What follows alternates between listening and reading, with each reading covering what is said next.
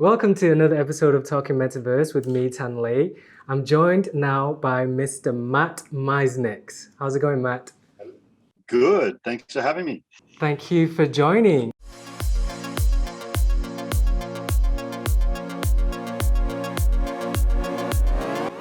Last time we spoke, you said something really cool that I wrote down in big letters. I've given up on AR. And as someone who's kind of prominent in the AR field, so a quick history, like you started with Super Ventures, which is the first ever, is it the first ever VC fund targeted at AR startups?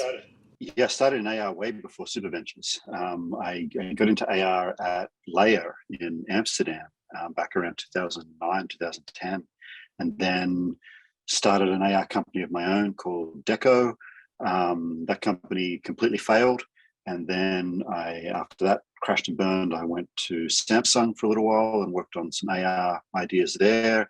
And after a year and a half, 2 years at Samsung, that's when I joined Super Ventures. Yeah. So, and then from there, 60 AI, which is one of the more prominent AR startups. Yeah. So somebody coming up who's taken that journey to say I've given up on AR is big. So can you tell me why? What's happened? Well, it's one of those statements that's kind of intentionally provocative and only half the story. So it's partial, part of the truth. Clickbait. Clickbait. That's the word. What I think, a better way to phrase this is I think that as a startup founder, where you're really looking at 18 to 24 month timeframes, between your next milestones of your company. You need to think, look, where can I get traction? Where can I, crack open some market opportunity? And today, I think when you talk about AR, the successful products are really, Snap's filters and Instagram's copies of that. Pokemon Go at Niantic, which is, debatable whether it's AR or not, but it's perceived to be AR. And I know there's a lot of like custom enterprise and military type, big projects. But if you're a new company to sort of build something like Pokemon Go or Snap or go after the big enterprise things, there's not really much opportunity there.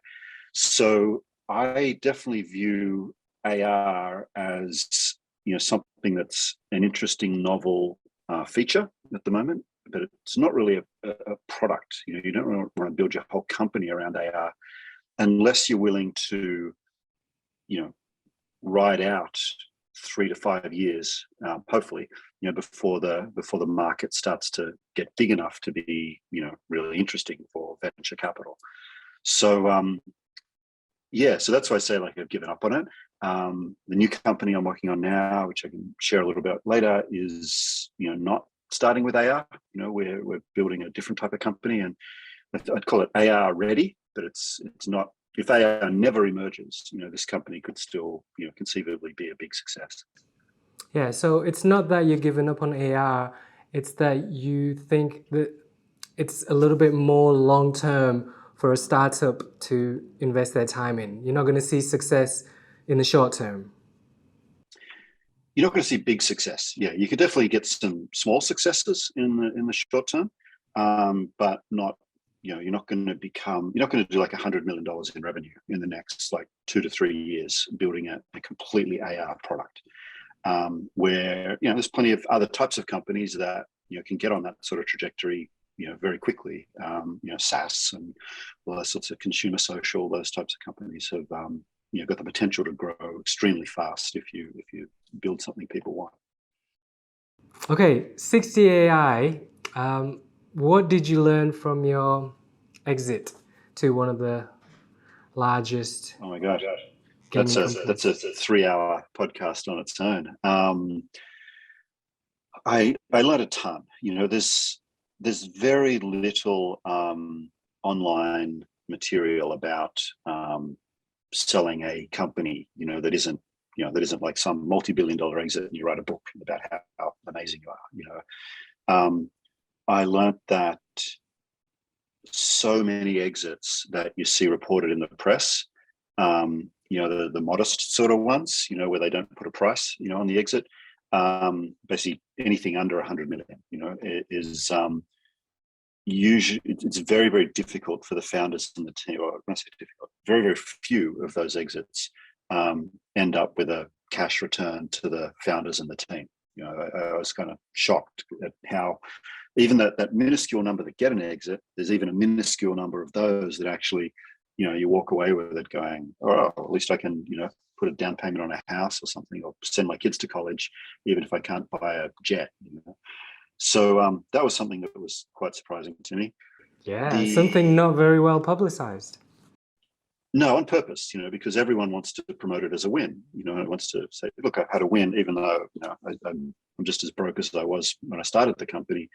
At least I got a career win. And it is, even if the investors get something back, that is a win. I don't want to, take away from that.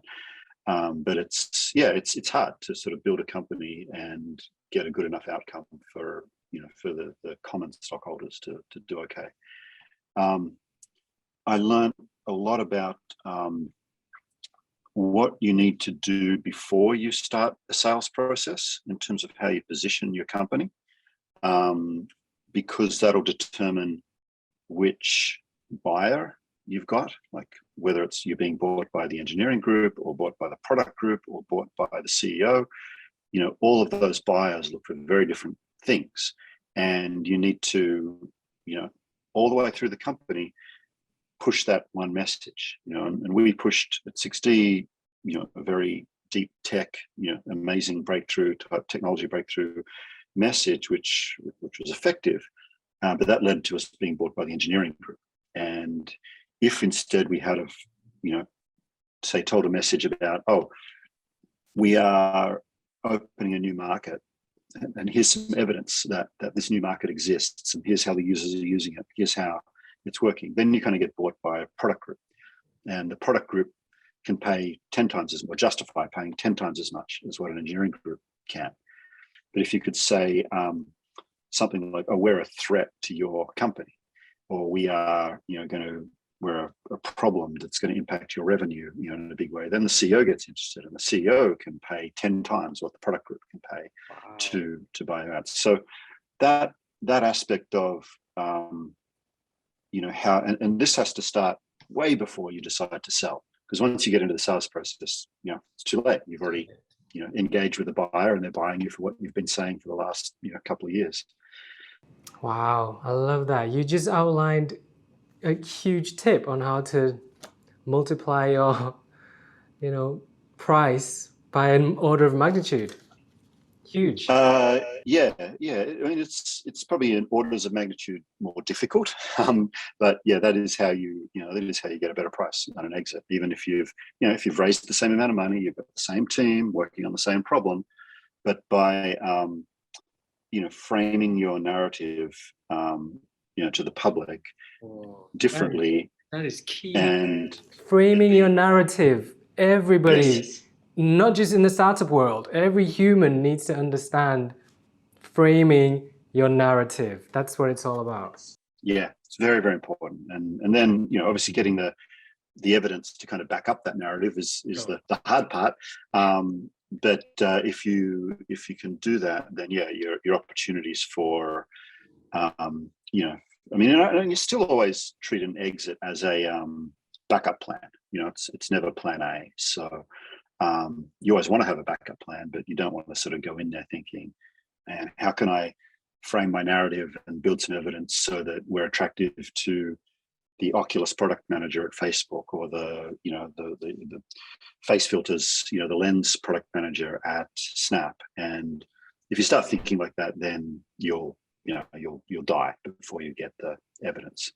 So you won't really get much buzz. You won't, so you've got to actually be focused on the customer, the end user, and build something that they want, and aim to go all the way, independently. And then if you start to lose a bit of confidence in the market opportunity you're going after, either the market's going to take longer to emerge, or someone else is going to win the market, or it's a bit too hard to build the product that you thought would solve the market problem. When, only at that point, and you'll realize that before anyone outside your company realizes that, that's a time to start thinking about, maybe selling is a good time versus grinding it out for another 12 to 18 months. Okay, that makes sense. Excellent words of wisdom. Thank you. So now, what are you working on right now? What's your new thing? Yeah, it's really exciting. So the new company is called LivingCities.xyz, and we are a metaverse company, to put it in even more vague terms. But what we're doing is connecting the virtual world to the real world, and that sounds kind of there's a bunch of companies saying that, but I think we've got a very unique take on what we're doing. I'll talk a little bit more about that. We're not really talking about the product yet. The product is going to be late this year. We should start sharing information about that. But what I'm sort of really enthusiastic about at this stage, beyond just the big vision that we've got, is the team that's coming together. And my co-founders are John Gatter, who John sort of is most well known for winning the Oscar for inventing bullet time in The Matrix. So he's spent his whole career, like building the Matrix for real. Like, how do you build a virtual world, both narratively and digitally, that is state of the art and compelling? And he spent time at working at Industrial Light and Magic's X Lab, and then at Magic Leap. And then most recently, he was the executive creative producer for the Matrix Awakens demo that Epic Games released. So John's heading up our creative, team, and really it's just amazing on two fronts. Like the creative standard, the quality standard that he's kind of holding us to and pushing us to is far higher than you'd normally get in a mobile app or something, a typical startup. And obviously his experience and network, and the people he's able to sort of bring into our orbit are the sorts of people that are used to making like cinematic quality work, and they're now seeing that, wow, this sort of work is now possible on off-the-shelf consumer devices. And so that's been super exciting, sort of leaning on that that sort of boundary. And my other co-founder is Dennis Crowley. Dennis is most well known as the co-founder of Foursquare, but he's spent his whole career basically connecting software to the real world. And he's probably the only person on earth that I can think of who's really built software, social software that impacts your day-to-day life. And he's had a lot of success building a much bigger company than 60 ever was. And Dennis is heading up our product, and that's just amazing from my point of view to have such incredible co-founders to just basically for me to not have to come up with so many answers to things. And it's really it's inspiring. So we think between the three of us, we should be able to figure out how to make a digital twin of basically want to make a virtual world, and then there's the real world as a copy of that. And we want to make the interesting aspect is how can that space feel like the real place. So one thing we love, this concept we love, is this idea of spirit of place. And it's like a real term, and it generally means what it sounds like. What is the spirit of the place? It's not just the geometry or the textures or the semantic understanding of things. It's not just the construction that's there. It's how does this place actually feel?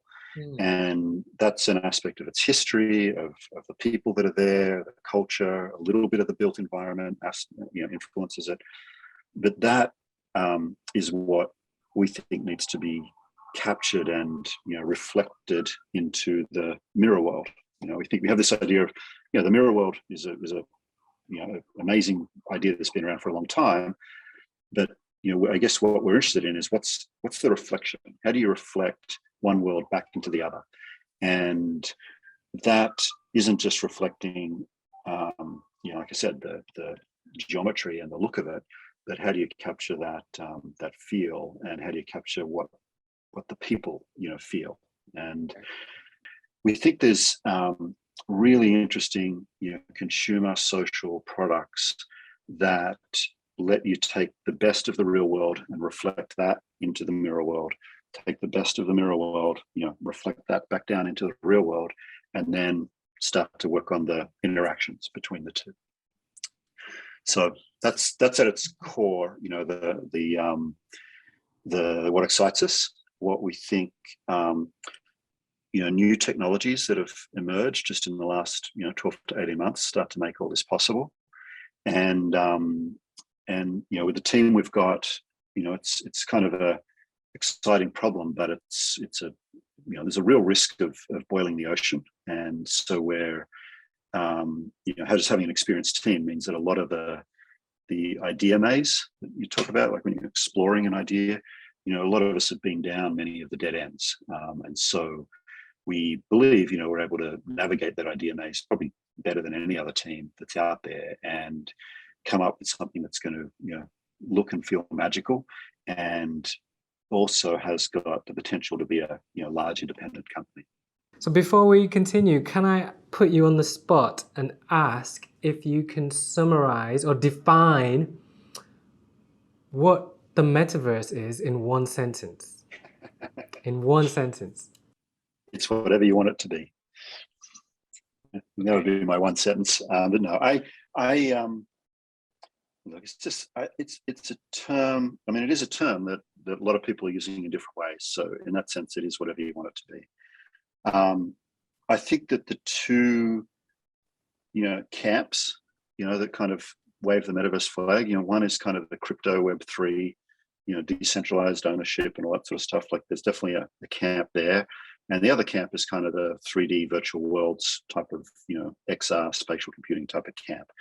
I don't care who's right or wrong. Like I just am so over, 12 plus years of semantic arguments here. But I think that when I think about the metaverse, particularly those two camps, I think that what we're seeing is a platform shift from mobile and cloud into the metaverse, and what that's going to mean is a combination of 3D user experiences combined with open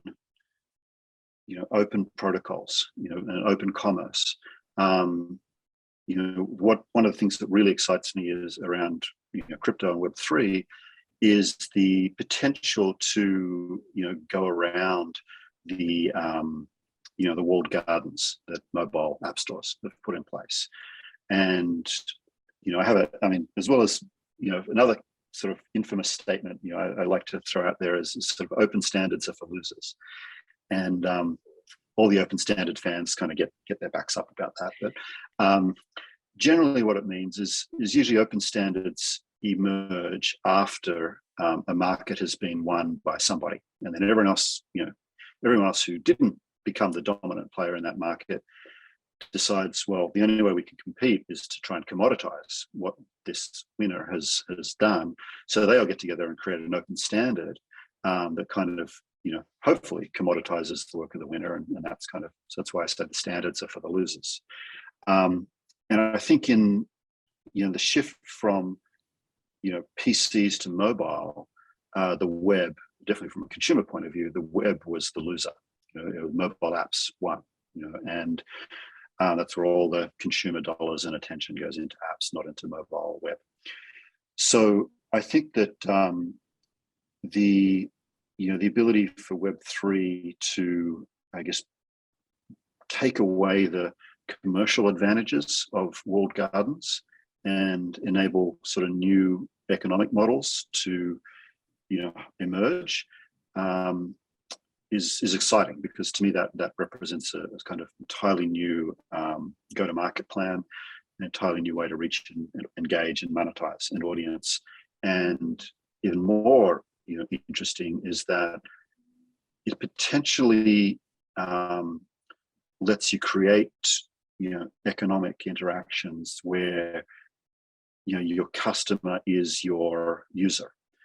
And we've seen in nearly all consumer products today, the customer is the advertiser and the user is us. And so as the company, you have got, your incentives aren't aligned with your users. Your incentives are aligned with your advertisers, and then you got to exploit the users to get the most for your advertisers. And that, some companies do it ethically, some less ethically, some successfully and some not so. But Web3, I think, gives you that ability to, or potential, I guess, to align those incentives, and you can sort of create products where, consumer products where, for instance, everyone says, look, if I'm posting stuff to Facebook, why doesn't Facebook pay me for creating the content that they use? And that whole, if I'm posting photos, to Flickr or whatever back in the day, Instagram, and that question, Web3, shows the potential for those sort of questions to be answered in the way that is, best for the consumer. So I find that very, very exciting. The other aspect of that metaverse camp is, reality is scarce, and there is only one bit of content that can be shown, at one place and one time. Who gets to say what that is? I think the default expectation is that, whoever's glasses you buy, if you got Apple's glasses, you're going to see what Apple throws up, or at least someone's going to have to pay Apple to throw something up, in that place, the way you buy Google ads on their homepage. If you're wearing Google glasses, you'll see, whatever someone's paid Google to put up there in that spot. I think that, Web3 again has the potential to completely upend that model, and that you can, use mechanisms like DAOs to sort of push that decision-making authority down into the local community, that sort of either the lawful owner of that place or the public, the public owner of that place, and create protocols and mechanisms where, if the locals don't want something shown there, it won't be shown. And that is, I think, a far more democratic approach to a problem that we're going to see in AR, and that I think it's just going to, unless this happens, we're going to get to even more closed ecosystems that are more locked in and more centralized power for the platform holders. And I sort of prefer to go the other direction. Why do we do all this? Do you think all of this is to satisfy our human need to connect and communicate? Is all this still along that path? Is it about communication? Yeah, absolutely. I think communication is the most powerful, almost. I'm talking just like business terms, okay, without so much, but communication is definitely the biggest market out there. You talk to game industry people, and they love to tell you how games are bigger than Hollywood and music and all that stuff combined, and that's true, and that's incredible. But compared to the communication industry, the entertainment, it's orders of magnitude bigger than the entertainment industry. We might spend $5 a month on video games, but we'll spend $70 a month to Verizon, to make sure that we can connect with each other. So we are, in Living Cities, the use case, I guess, that we're most excited about is how do you let people communicate in this new medium? How do you foster creative self-expression? If you talk about creativity, communication in the sense of like talking and texting and that sort of thing. We're talking about social media and the way we share things around. They're all the same thing. They're all about how do we communicate. And what we are really working on is, we think that there's a lot of AI adjacent creative tools, becoming possible now. And we think that a lot of those tools are going to be very 3D effective, 3D native, I mean. And so we really want to, try and enable people to express themselves creatively, both in the real world and the virtual world, using some of these new capabilities that are just becoming possible right now. So, and if nothing else, that's our benefit, our value, that we really want people to feel, is that we're giving them an ability to, express themselves and communicate in a way that is rich and powerful, meaningful, and hadn't been possible in the past. Yeah, express ourselves and to communicate in ways that haven't been possible in the past. Now, people in the past might have argued, I can already communicate, I can already express myself. So where do you think this ends? What is humanity trying to do? What are we trying to get to in terms of expressing ourselves and communicating? I think so. This is where it's been awesome having John on our team. I mean, I can't tell you the number of times that, some of our product discussions, we're literally saying lines from the Matrix, like accidentally, because that's how you describe I love it when that product, happens. And so, John described it really, really well. He said that technology is getting close, definitely in cinema, and soon it'll be real time, where you just can't tell what's real and what is not real. And that, when you tap into, basically what that lets you do is start to explore like what it means to be human.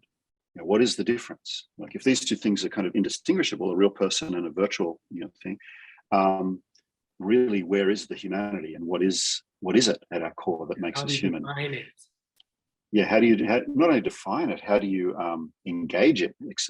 How do you sort of unleash it and let it come out? And that, as we're talking about it, realize like, if this company, if Living Cities, goes where we want it to go, obviously it could be a big commercially successful venture, but on a human level, that's the destination for us, is to unlock what it really means to be a human in a world full of AI, indistinguishable from reality.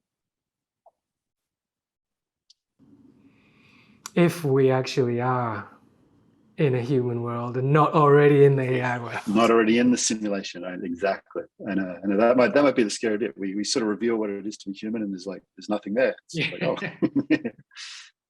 Cool, Matt. Thank you so much for taking the time. Of course. Thanks for the chat.